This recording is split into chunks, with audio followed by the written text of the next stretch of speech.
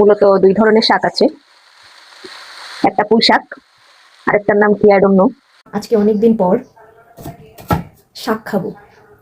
বাংলাদেশে শাক খুব অ্যাভেলেবল, মানে ফ্রিতেও পাওয়া যায়, কিন্তু এই দেশে আমি বলবো যারা মোটামুটি ধনী তারা শাক খায়। তো সেই শাকই আজকে খাবো, খুব এক্সাইটেড।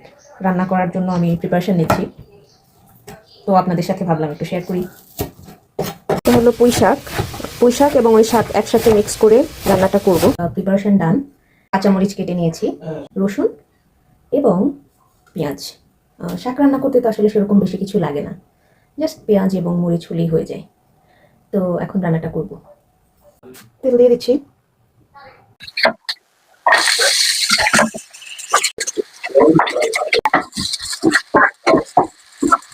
এবার শাক দিয়ে দিচ্ছি। এখানে মূলত দুই ধরনের শাক আছে, একটা পুঁই শাক আর একটার নাম কি আই ডোন্ট নো। রান্না করে ফেলছি।